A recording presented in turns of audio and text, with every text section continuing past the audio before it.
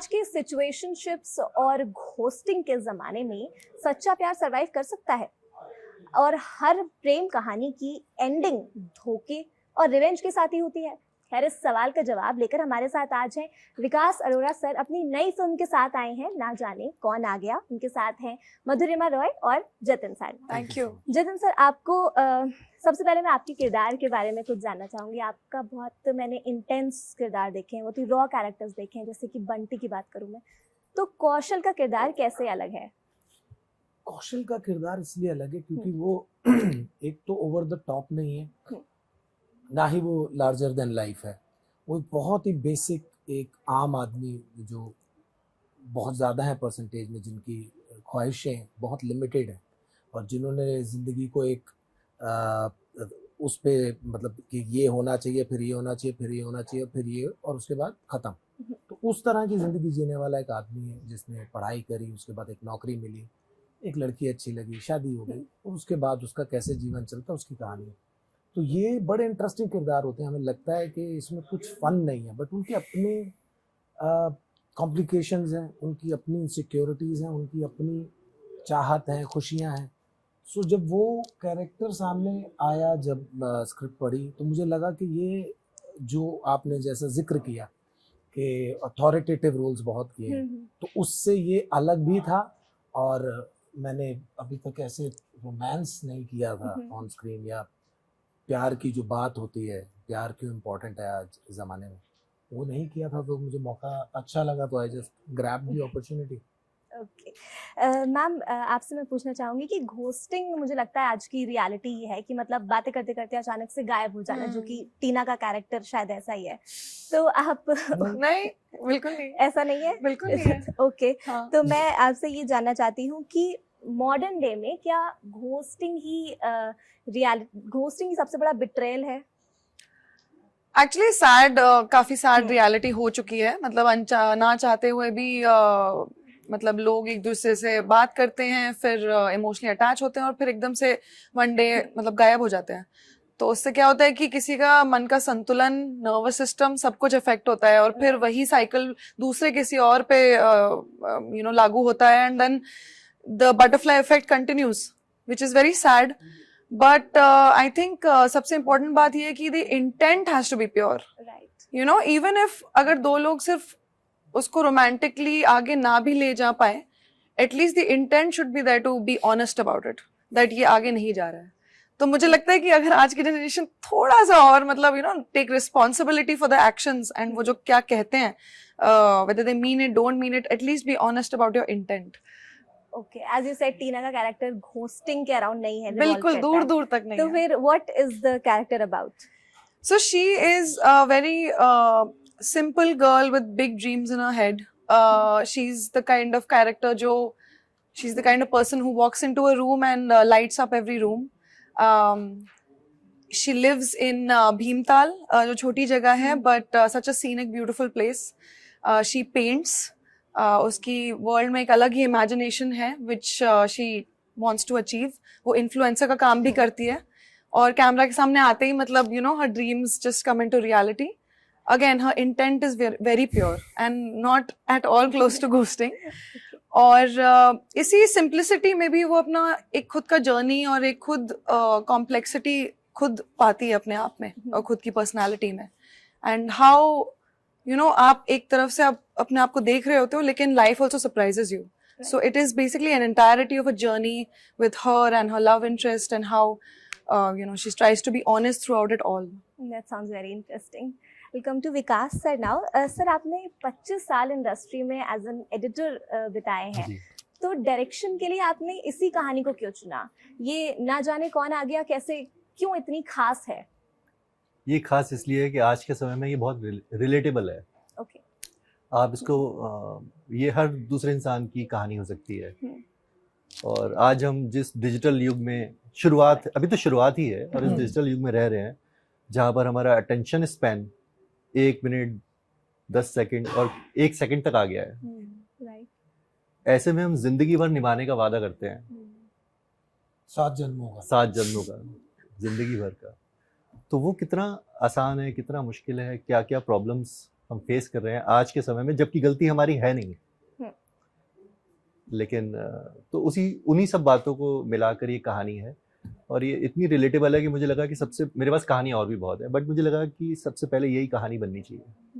Okay. और हाँ, second genuine बात है वो ये कि प्रोड्यूसर्स को भी कहानी बहुत अच्छी लगी, तो उन्होंने भी सोचा कि सबसे पहले इसी को बनाते हैं। सो आप जब फिल्म देखोगे तो आपको अंदाजा होगा कि ये हम सबकी कहानी है, बहुत रिलेटेबल है। Okay sir.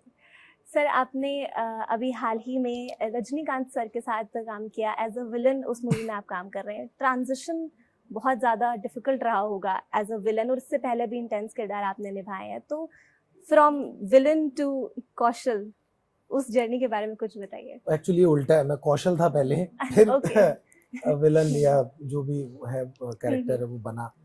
तो उससे पहले भी जो भी मुश्किल या अथॉरिटेटिव या जो भी उसको कहते हैं नेगेटिव या जो भी कैरेक्टर्स हैं, उनसे इसमें आना वाकई थोड़ा सा जाती तौर पे भी बड़ा मुश्किल था, बिकॉज वो आपको एक तरह से पुश करता है, क्योंकि वो बहुत इजी है चिल्लाना और भड़क के या अपनी भड़ास वैसे चिल्ला के निकाल देना, but to suppress all those emotion और एक सर्टेन तरीके का, जब ये जैसा कि ये किरदार है अपना कौशल का, उसमें वो नहीं कर पाएगा वैसा। वो वैसा इंसान है ही नहीं कि वो किसी को गाली दे दे या किसी को मारे या कुछ करे। तो वो जब अपने अंदर सब कुछ रख के उसको जीता है, और ऐसे इंसान के लिए वो क्या मुश्किलात आती हैं या होती होंगी, कई बार होता है ना हमारे सबके साथ कि हम कोई एक इमोशन है, कोई आ रहा है, बड़ा गुस्सा आ रहा है, कुछ आ रहा है, बट हम एक्सप्रेस नहीं कर पाते। कई लोग होते हैं ऐसे, वो उसको दबा लेते हैं, फिर वो अलग अलग तरीकों से बाहर निकलता है या उसके अपने अपने रिजल्ट्स होते हैं। तो आसान नहीं था, बट आई थिंक स्क्रिप्ट इतनी प्यारी थी, और जिस तरह से हम लोगों ने बैठ के उस पर वर्कशॉप करी, हम सब ने, मधु ने, प्रणय ने, और जिस तरह से नरेट किया गया था वो कैरेक्टर, तो it started to run in our veins, हमारे खून में भी वो दौड़ने लगा था। So that's how I think. और ये तो सर तो टीना कौशल हमें अभी भी उन्हीं नाम से पुकारते हैं, तो मतलब we are actually living the same person whenever we are together. Okay. अगला सवाल मेरा आप तीनों से ही है, मतलब ये फिल्म मॉडर्न लव को डिफाइन करती है, तो मॉडर्न लव क्या है सर, मैं जानना चाहूंगी आपसे।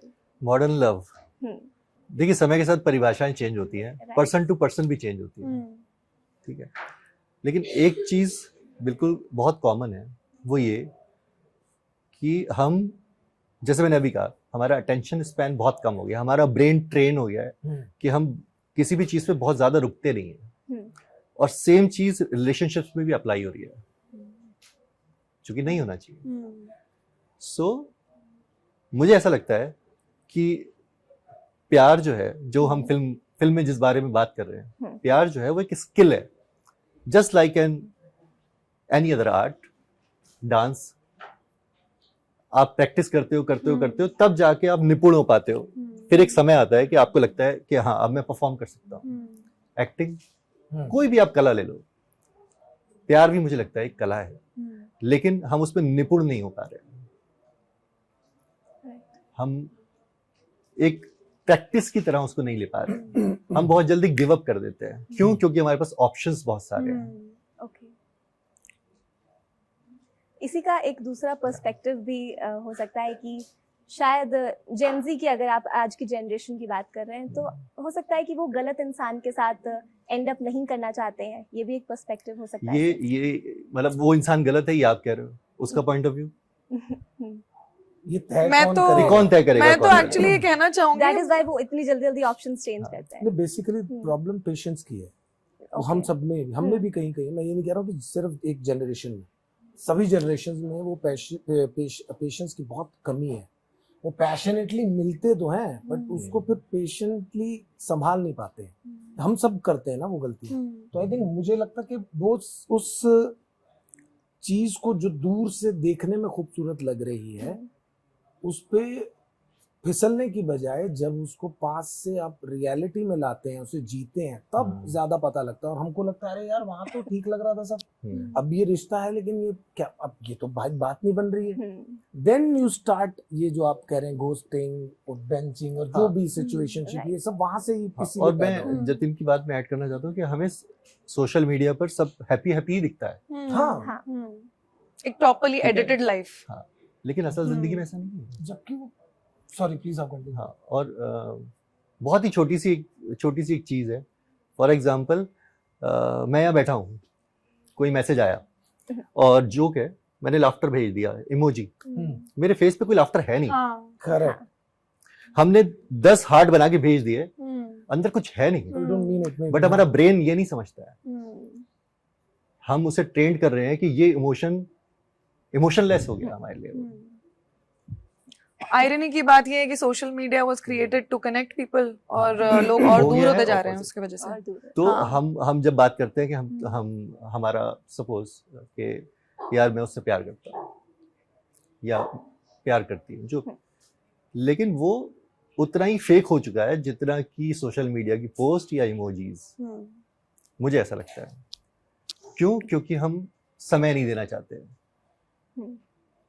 मैं हैरान होता हूँ, लेकिन ये भी है कि एक तरफ लोग मतलब सेपरेशन हो रहा है या जो भी हो रहा है, बॉयफ्रेंड गर्लफ्रेंड लड़ रहे हैं, उसको छोड़ दिया, इसको छोड़ दिया, फिर वो सब दिख रहे हैं सोशल प्लेटफॉर्म पे, अच्छा लड़का ढूंढ रहे हैं, अच्छी लड़की ढूंढ रहे हैं। मैं समझ में नहीं आ रहा, मतलब ये डिसबैलेंस हुआ क्या पड़ा है। मतलब उनको करना भी नहीं है, फिर वो ढूंढ भी रहे हैं, हमें हैप्पीली अपनी अकेली लाइफ जीनी है, सिंगल लाइफ जीनी है। देन थोड़ी देर बाद एक पोस्ट आएगा, स्टोरी आएगा, कहाँ मर गए अच्छे लड़के या अच्छी लड़कियां आजकल नहीं है। तो वो एक अलग ही मसला फंसा हुआ है, गेम की तरह बन चुका है। Right. हाँ। तो ये मुझे लगता है कहीं ना कहीं सोशल मीडिया पे, अगर मैं जेनजीज की बात करूं, तो वो कहीं ना कहीं इसको एक एज अ रिवेंज भी देखते हैं। वो पब्लिकली पोस्ट कर देते हैं कि इसने मुझे छोड़ दिया, उसने मुझे छोड़ दिया। तो वो भी कहीं ना कहीं गलत है कि आपको ऐसे पोस्ट भी नहीं करना चाहिए। मैं मूवी पे आती हूँ, तो मूवी की एंडिंग एक रिवेंज के साथ होती है या फिर it's a love story, love ending? देखिए मैं बताता हूँ इनको। देखिए उसमें होता क्या है, 6 मार्च को ना जाने कौन आ गया in cinemas near you, ticket लेके, बहुत ही प्यार से टिकट लेके सिनेमा में जाइए। बहुत खूबसूरत फिल्म बनाई है, खूबसूरत लोकेशन पे, खूबसूरत कहानी गई है, खूबसूरत लोगों के लिए गई है, देखिए। और बहुत ही नॉन जजमेंटल पर्सपेक्टिव तीनों की जिंदगी में। आप अपने आप को तीनों की जिंदगी में कहीं ना कहीं पाएंगे अपने किसी फेज में। तो it's a learning cycle curve I think तीनों के लिए। तो कोई ऐसे एंडिंग वो आपको देखना पड़ेगा, लेकिन ओवरऑल आप सीख के जाएंगे वो जो तीनों की जिंदगी में हो रहा है। ओके। मैं सर आपसे पूछना चाहती हूँ कि इस मूवी को शूट करने के लिए आपने नैनीताल, भीमताल जैसी जगह को चुना। तो वहाँ पे जब हम जाते हैं तो ऑब्वियसली बहुत अच्छा लगता है क्योंकि हम कुछ समय के लिए जाते हैं। आप लोगों ने इतनी लंबी पिक्चर बनाई है, इतने टाइम तक शूटिंग करी है, तो वो एक्सपीरियंस बताइए सर कि क्या कठिनाइयाँ आई, कुछ तो प्रॉब्लम्स फेस करी होंगी आप तीनों ने, इसके बारे में बताइए। हाँ, आई मीन, लेकिन वो प्रॉब्लम नहीं रहती जब वो काम जो होता है ना, वो काम आपके लिए काम नहीं रहता, वो हम खुद होते हैं। मैं तो इनको क्रेडिट दूंगी एक्चुअली। इन्होंने ऐसा माहौल बना के रखा था हम सबके लिए, हम एक जुट परिवार जैसे थे। और ऑफ कोर्स हमने मेहनत करी है, सब कुछ करा है, but at the end of the day जब हम आते थे तो एक साथ खाना पीना, नाच गाना, वैसा ही माहौल था। और उसी में हमने पिक्चर बना ली है और वो आई थिंक ट्रांसलेट भी करेगी स्क्रीन पे। तो वो जब आपने कहा ना हम कुछ दिनों के लिए, तो अच्छा लगता है पहाड़ों में, वो खूबसूरती वही थी उस चीज की कि एक प्यार की कहानी एक ऐसी ही खूबसूरत जगह से निकलनी थी। उसको कुछ स्पेसिफिक रीजन ऐसे ढूंढने जाएंगे तो नहीं है, क्योंकि कहानी तो 3 कैरेक्टर्स की है। लोकेशन क्या होता है ना, कभी कभी उस चीज को और ऐड कर देती है। जैसे कि गाने हमारी फिल्म के हैं, गाने बहुत कुछ ऐड कर रहे हैं। मतलब अभी बहुत टाइम बाद मैं खुद, बिकॉज मेरी फिल्म है, हमारी फिल्म है, तो मैं ये नहीं कहूंगा कि हमारे गाने बहुत अच्छे हैं, बट जेन्युइनली जब आप उन गानों को सुनेंगे, जो टाइटल ट्रैक है ना जाने कौन आ गया, रेखा भारद्वाज ने गाया, या फिर अमित मिश्रा ने गाया, देव नेगी ने गाया, तुमसे होके दूर। तो ये गानों में लिरिक्स में आपको पोएट्री चलेगी, वो समझ में आएगा। वो तो लिरिक्स जा चुके हैं, राइट। तो वो खूबसूरत जगह पे और उसकी शूटिंग से ही वो खूबसूरती निकल के आई है सारी। That's very beautiful. And the songs actually मैं बता रही, मेरी मम्मा भी मेरी हम कर रही है हर दिन। और वो वाले गाने होते हैं ना जो ऐसे नहीं कि एक दो दिन, वो एवरग्रीन वाले हाँ जोन में है बिल्कुल। सो ओके, मेरा सवाल प्रॉब्लम्स को लेके था, बट अब कुछ अच्छे एक्सपीरियंसेस की भी आपको बात जवाब कर लेते मिला हैं। कि नहीं हाँ जी, मिला हाँ जी, problem? बिल्कुल। नहीं, अगर जो problems- जवाब मिला है तो आप फिल्म देखेंगे हम भी नहीं प्रॉब्लम देखेंगे? ढूंढ रहे थे, हमें मिली नहीं बहुत प्रॉब्लम अच्छी बात है एक्चुअली। कि वो प्रॉब्लम्स लगी ही नहीं। हाँ, आई गॉट हाँ। My answer. Yeah. बट मेरा अगला सवाल है, कुछ अच्छे एक्सपीरियंसेस भी होंगे, ऐसी कुछ याद बन गई होगी इस शूटिंग की, तो ऐसा कोई एक्सपीरियंस अगर आप शेयर करना चाहें। बहुत सारे। एक तो हमारा प्रणय हमारे साथ नहीं है, हाँ जी। हमारे जो हाँ। दूसरे एक्टर है, हम्म, तो प्रणय और मधुरिमा का सीन था। प्रणय वो बताओ आप हाँ, मुझे तो crack एक सीन course में हमें रास्ते में एक छोटा सा पपी मिला था, माउंटेन पपी जैसे होता है। तो वो हमारे साथ इतना घुल मिल गया था, वो हमारे परिवार जैसे ही था। वो रोज आता था, सेट पे घूमता था, हाँ। टेक के बीच में इधर उधर टेल वैग करते करते वो करता था। वो हमारा बेबी जैसे हो गया और वो था। हमारी फिल्म में दिखेगा, हमारे फिल्म में दिखेगा हमने वो। उसको रोल दे दिया फिल्म में। अच्छा, हाँ। ओके। एंड खिलाया ऐसा पिलाया हुआ दिया। कि प्रणय, हमने सोचा कि शूट अब खत्म हो गया, डजंट मेक सेंस कि मतलब उसको ऐसे ही छोड़ दिया जाए, वो गलत होगा। तो प्रणय ने एक्चुअली उसको अडॉप्ट कर लिया और वो लेके गया उसको नोएडा, जहाँ पे वो बिलोंग करते हैं, और वो मम्मी पापा के साथ रहते हैं। तो that dog has now become a forever memory. How sweet. या But it's a mountain dog. Do you think it will but be able they to are survive? Yes, their yes, family already he's surviving. yes he's surviving, she's surviving, She's yeah. surviving. Leila, वो बहुत her अच्छा name है। is, हाँ। Oh, how sweet. Leila. Leila. yeah. तो but sweet of Pranay के Yes. उसने Very, इतने very लोगों nice में of him. उसको हाँ, स्टेप इतनी लिया बड़ी कि मैं इसको रिस्पॉन्सिबिलिटी ली। लेके जाऊंगा इसको। So वो और भी था। बहुत अच्छी अच्छी बातें हुई हैं। हम्म, जैसे रात को 2 बजे ये पहाड़ों में अंधेरे में बाइक लेके निकल गए, हाँ, जहाँ तेंदुए भी इनसे घूम रहे मिल थे। सकते थे। हाँ। That was very risky, sir. हाँ, रिस्की होता कभी कभी, लेकिन वही है, जट बुद्धि है वो। कौन चीते चाहते देख रहा, हम ही चीते बने हुए हैं लाइफ में। तो वो सब था, बट इनका टेम्पर भी लूज हुआ है कई बार। एक बार एक बार भाई। सारे Last दिन बेचारे day पे। हंसते रहे और बदनाम आखिरी मत दिन करो। वो भी चिल्लाया नहीं, वो शक्ल बना रही है, मैन ऑफ फ्यू वर्ड्स। सो उधर ही समझ आ गया था कि अच्छा मतलब वो होते हैं ना, टीचर शांत हो जाता है तो फिर हाँ, गुस्से में हाँ, देखना। हाँ। एक और बहुत स्पेशल मेमोरी थी, हमारा एक सीन था टेम्पल में, घोड़ा खाल करके एक बहुत स्पेशल जगह है। और उत्तराखंड तो है भी बहुत स्पिरिचुअल जगह। तो वहाँ पे सीन शूट करने के बाद हम लोग सब आरती के मिलकर लिए। हमने 100 घंटियां बजाई, हमने प्रेयर्स लिखे, चिट्ठियां लिखी। एंड फेमस इसलिए क्योंकि वहां जो आप लिखते हो और वो अगर सच हो गया, तो वहां पे वापस आकर आपको फिर से वो पूरा प्रोसेस फॉलो करना घंटी पड़ता है। चढ़ानी हाँ जी। पड़ती है। आप अपनी So, मनोकामना it was लिख के आ जाओ, very अगर वो special. पूरी हो तो आप।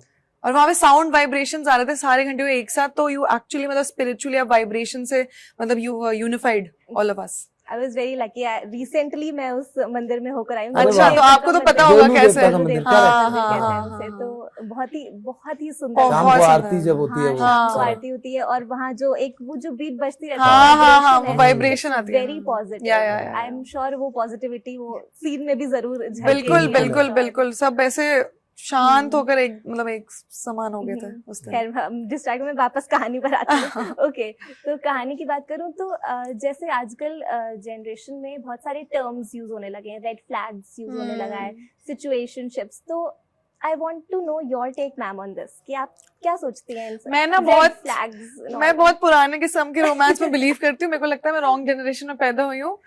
मैं आई थिंक ये सब जो टर्म्स हैं, मतलब हम सब आई थिंक कहीं ना कहीं इससे गुजर चुके हैं। हमें बस टर्मिनोलॉजी पता नहीं थी। मुझे पता नहीं क्यों इतनी ज्यादा वोकैबुलरी की किसको जरूरत है, मुझे नहीं पता है। Sometimes not knowing the exact term and figuring it out is the best thing to do. वही तो लाइफ है। अगर सब कुछ ऑलरेडी पता होगा आपको, तो उसमें क्या मजा ही क्या है? व्हाट इज द मतलब happiness in not exploring, you know? Machines के साथ रहते रहते हम खुद मशीन खुद मशीन हो गया। कैटेगराइज कर हाँ। दिया हर चीज को। अरे मेरे साथ कोई इमोशन सिस्टम पे जैसे हम फोल्डर बनाते हाँ। हैं, ऐसे ही हमने अलग अलग हमारे अभी फोल्डर साथ- मेरा मूड ऐसा है तो तू ऐसे रिएक्ट कर। अभी मैं ऐसे हूँ तो तू ये मत कर। हाँ। अभी मैं ऐसे हूँ तो तू वैसा मत कर। हाँ। तो वो तो और फिर और उसमें ही फिर ये मेरे मूड स्विंग्स की मुझे चिंता है। मेरे तो हाँ, लेकिन जो तेरा तू देख भाई, हाँ। हाँ। बट मेरा अभी ऐसा है, इसको मुझे ऐसे करके दे, या मुझे ऐसे ट्रीट करो, या मेरे लिए ये करो तो ही ठीक है, वरना मुश्किल है। सो द बेसिक जो पॉइंट है लव का, प्यार का, अभी मुझे लगता है कि ना एक्सेप्टेंस खत्म हो रही है। और एक्सपेक्टेशंस बहुत बढ़ रही हैं। राइट। वो बेसिक एक प्रॉब्लम है कि भाई वो उसके साथ तो ऐसा है, वो कपल वैसा है, वो कपल वैसा है, वो वैसा है, Comparison. सोशल मीडिया की हाँ, वजह से वो बेसिकली comparison वही बैठ है। जाता वो है। ऐसे फोटो खींची और उसके बाद तुरंत चल भाई अपलोड करो, हम्म। ये हो गया हैप्पीली एवर आफ्टर। वो गालियां दे रही है, वो गाली और दे जो रहा है। सबसे ज्यादा पोस्ट करते हैं, मैंने देखा है रियल लाइफ में, वो सबसे ज्यादा नाखुश हैं अपने आसपास, क्योंकि जो लोग नहीं करते हैं ज्यादा, वो तो अपने टाइम स्पेंड कर रहे हैं एक दूसरे के साथ। सो आई समटाइम्स वंडर कि इतने जो तुम फोटोज डाल रहे हो, तो अकेले में कर क्या रहे हो, मतलब। बट कैन यू इमेजिन लोगों ने इसको भी एक बिजनेस का पार्ट और मॉड्यूल बना लिया। वो लोग आके बाकायदा मोबाइल पे रील्स बन, आई एम नॉट जजिंग और कंप्लेनिंग अबाउट इट, बट वो सारी लाइफ आपकी, जिसको सारी उम्र हमारे बड़े बूढ़े कहते रहे प्राइवेट रखो, बचा के रखो, छुपा के रखो, वो सब आपने लाके रील में भर दी। ये ले भाई हमारा जीवन तो ये है, हम तो ये करते हैं, हम तो ये करते हैं, हम तो ऐसी चड्डी बदलते हैं, ऐसा खाना खाते हैं, यहाँ जाते हैं और यहाँ सोते हैं और ये हमारा घर। ये सब चीजें I don't know, I mean, अच्छा एंड बुरा इट्स तो मुझे नहीं पता, honestly very tough, because like dating apps कोई देख लो, मतलब 5 मिनट में आपको कोई पूछ ले आपके बारे में कुछ बताओ, अरे पूरी जिंदगी में कौन सा पार्ट बताऊं, That's the मतलब it's swipe become like a culture. CV, हाँ, ये मेरी मतलब- सीवी है। ऐसे नहीं होता ना, वी आर ह्यूमन बीइंग्स, कितने सारे चीजों से बने हैं हम। और हमारी फिल्म बात कर, आपने ट्रेलर टीजर देखे हैं, जी। हमारी फिल्म बात करती है चीटिंग पर, Right. राइट? तो ये बहुत सीरियस फिल्म है, कोई मसाला फिल्म नहीं है, बहुत ही बैलेंस्ड और सीरियस फिल्म है जो प्यार पर बात करती है। और इसके थ्रू हम ये कहना चाहते हैं कि हम बिल्कुल किसी का हमें पता चला कि उसने चीटिंग की है, तो हमारी नज़र में बुरा हो जाता है, लेकिन क्या उसने सच में गलत किया? क्या अपने बारे में सोचना गलत है? और अगर वो दूसरे के लिए चीटिंग है तो उसका पॉइंट ऑफ व्यू कौन देखेगा जिसने ऐसा किया? तो ऐसे बहुत सारी चीजें हैं, जो बहुत सारे पॉइंट्स हैं जो आपको सोचने पर मजबूर करेगा कि ऐसा तो नहीं है कि आप विक्टिम कार्ड खेल रहे हो। Okay. करेक्ट है। मतलब दो परफेक्ट लोग मिलेंगे तभी सब अच्छा होगा, ये पॉसिबल ही नहीं है। दो इम्परफेक्ट मिलते हैं, परफेक्ट लाइफ जी लेते हैं, और दो परफेक्ट मिलते हैं नहीं जी पाते हैं। तो कोई मापदंड नहीं है। आई थिंक हमको थोड़ा सा वही जो पेशेंटली थोड़ा सा उसको वर्कआउट करने की जरूरत है, बिकॉज आप एक रिलेशनशिप से हटो, दूसरे में जाओ, फिर आप अपना टाइम इन्वेस्ट करो, फिर वही चीजें रिपीट करो और फिर वही रिजल्ट लेके आप फिर बैठ जाओ, तो देयर इज नो पॉइंट। इससे अच्छा आप साइड में रहो, मौका देखो, जब अच्छा हो सब कुछ, आपको लगे चीजें ऑर्गेनिकली हो रही हैं तभी जाओ, और कंप्लेन मत करो फिर उसके बारे में, क्योंकि एज शी आल्सो सेड कि लाइफ है भाई, उसमें क्या हाँ। कैसे तुम कोई वो थोड़ी सिस्टम की तरह नहीं उसको, मतलब जी आप नहीं कर सकते सकते हैं। Correct. एक और चीज मैंने नोटिस करी है, मैंने कुछ दिन पहले एक फ्रेंड से बात करी, वो कंटिन्यूअसली कंप्लेन कर रहा अपने एक्स के बारे में। मैंने बोला did you sit with yourself, आपने सेल्फ रिफ्लेक्शन किया कि where you went wrong? He had no answer. So I was like, ये भी एक मुद्दा है कि लाइक हमेशा इसने ये किया, उसने ये किया, खुद में क्या कमी है, क्या हुआ, कभी नहीं। तो ये भी एक पॉइंट है कि मतलब खुद के अंदर भी झांको कि आप भी कैसे चीजें बेटर कर सकते हो, because I think when you reach your optimum level is when you attract the best for yourself, otherwise you will keep finding you know emptiness in the other person. और वही थोड़ा सा बैठ के आप बात कर लो कि यार ये है, थोड़ा सा इसको क्या कर सकते हैं, Rather than posting. हाँ, रादर देन पोस्टिंग के चल भाई मिल गया मौका, जिससे मैं प्यार कर रहा हूँ अभी उसी की धजिया उड़ाता हूँ मैं आके सोशल मीडिया पे, कैसे होगा भाई, नहीं होगा। सो क्या As you said sir कि लोग अपने बारे में सोचते हैं, अपने बारे में चीजें करते हैं, तो मुझे लगता है कि मतलब मैं आपका टेक जानना चाहती हूँ इस पे, क्या ये जनरेशन इमोशंस को बहुत एक्सट्रीम पे इमेजिन करती है? जैसे वो, अगर मैं कहूँ सेल्फ लव की बात, तो वो हर चीज, जैसे आपने थोड़ी देर पहले कहा था कि तुम्हें मेरे हिसाब से करना चाहिए, तुम्हें ऐसे करना चाहिए, वैसे करना चाहिए, तो वो उस इमोशन को भी गलत ले जा रहे हैं क्योंकि वो उसको बहुत एक्सट्रीम पे फील कर रहे हैं। तो I want to know sir your take on this, because you said self love, मतलब लोग अपने बारे में सोच रहे हैं, तो वो कहाँ तक गलत है? बट ये एक्सट्रीम जो आजकल की जनरेशन है, क्या यहीं पे गलती हो रही है? मुझे लगता है कि जैसे मैंने अभी शुरुआत भी की थी बात की, कि हमने इसको बहुत हल्के में ले लिया है। रिलेशनशिप, प्यार, लव, मोहब्बत, इश्क बहुत हल्के में ले लिया एक्चुअली। और उसकी वजह यही है कि ऑप्शन सबके पास बहुत सारे हैं, तो बर्दाश्त नहीं है, जैसे जितने पेशेंस नहीं। हम कोशिश नहीं करते, हम तुरंत गिव अप कर देते हैं। तो ये फिल्म बात करती है कि आप कोशिश कीजिए, क्योंकि अगर इसमें कमी है तो जिस दूसरे के पास आप जाएंगे कमियां उसमें भी होंगी, कमियां आपके अंदर खुद में भी हैं। तो ज़रूरी ये है कि उन कमियों पर बात की जाए, कुछ तुम समझो, कुछ मैं समझूं, और एक जिंदगी बनाए। तो चेंजिंग नहीं, सोल्यूशन सॉल्यूशन, करेक्ट, राइट। क्योंकि वहां जाओगे फिर वही सब होने वाला है क्योंकि ये एक ऐसा लूप है जो नेवर एंडिंग है। करेक्ट। और इससे मेंटल पीस का ध्यान रखते रखते कहीं ना कहीं वो हार्म ही कर रहे हैं शायद अपने मेंटल। तो मुझे लगता है इतना ये change। इस पर बात होना बहुत जरूरी है आज के समय में, तो बहुत ही जरूरी है। राइट। तो सर आपने इस फिल्म को एडिट, मतलब मैं ये जानना चाहती हूँ आपसे कि when a editor turns a director, तो फिर वो उस फिल्म को और अच्छे से डायरेक्ट कर पाता है, क्योंकि वो पहले ही उस नजरिए से देख लेता है कि Right. एडिटिंग टेबल पर इस तरह से बैठेगी। तो कैसे कहानी बदल जाती है एडिटिंग टेबल पर, ये मैं जानना चाहती हूँ सर। इसका जवाब ये एक्टर्स बहुत अच्छा दे सकते हैं कैसे? सेट पर। सो बेसिकली फॉर एग्जांपल, मैं आपकी बात का फॉर एग्जांपल, जैसे प्रणय अभी यहाँ पे नहीं है, प्रणय ने बोला कि सर एक टेक और कर लो। मैंने मुझे जो चाहिए था मुझे मिल गया, नहीं चाहिए एक से लिया, लेकिन रखा वही जो आपके हाँ मुझे फिट हुआ। हाँ। तो हाँ, अब आप लोग कंटिन्यू। वो बेसिकली वो हमारे पास टाइम की भी कमी थी, हमारे पास कुछ 26-27 दिन थे to shoot the film because of the budget and everything. So we have to really be very careful कि हमारे पास लोकेशन दो बार नहीं मिलेंगी, जगह पहले बुक हो चुकी है, पूरा का पूरा यूनिट मुंबई से उत्तराखंड गया हुआ है। तो यहीं पर वो जो है इनका अनुभव काम आया, जो इतने सालों से he is been a very good editor, और उसी हिसाब से वो क्लैरिटी थी कि मुझे क्या चाहिए। सो हम लोग तो बेसिकली जब हम दोनों इंटरेक्ट करते थे तो दूर से कि ये और बहुत कोई इंटेंसिव होता तो आके कान में ये और ऐसा है, तो वो क्लैरिटी लाइंस को लेके, शॉट्स को लेके, लोकेशन पे लेके, से परफॉर्मेंस से लेके सब कुछ था। इसलिए आई थिंक बहुत जल्दी और अच्छे से हमने वर्कशॉप्स भी करे थे। वर्कशॉप भी तो करे हाँ, तो वो काफी हेल्प हुई। ये भी एडिट भी स्किल है। यस। बट एडिट में So- तो उन्होंने काफी टाइम लगा दिया और बहुत हमको रुलाते रहते थे। अब ये एडिट चल रही है, साल भर आदमी बाहर नहीं निकला है। सो जब वो स्किल है तो ऑब्वियसली उसका फायदा हमें मिलेगा ही मिलेगा हाँ, अपने काम में। Okay so I am sure इस मूवी से हमें प्यार के बारे में बहुत कुछ सीखने को मिलेगा, और जो कॉन्सेप्ट कहीं ना कहीं खोखला हो गया है ये रेड फ्लैग सिचुएशनशिप्स के अंडर, तो उसके बारे में हम काफ़ी कुछ सीखेंगे, काफ़ी कुछ नया जानेंगे। 6 मार्च को मूवी रिलीज हो रही है, आप लोग देखिएगा। आप अगर ऑडियंस से कुछ कहना चाहते हैं तो सर प्लीज़।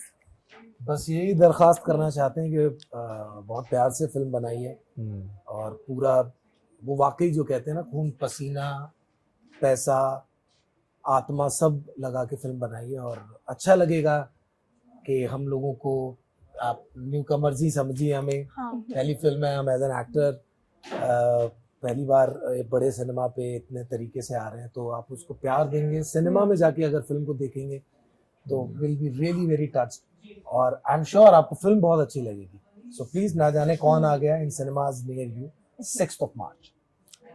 एंड मैं बस कहना चाहती हूँ, इस दौर में जहाँ पे ऐसे टॉक्सिक मैस्कुलिनिटी और वायलेंस, थ्रिलर्स ये सब बन रहे हैं, आई थिंक प्यार एक ऐसी चीज है जो हर जनरेशन में सब लोग देखना चाहेंगे, एंड दैट वो जो मच नीडेड जो ठहराव है ना, वो इस फिल्म से आपको मिलेगी। तो please encourage us, support us, and please do go watch it in theatres on 6th of March.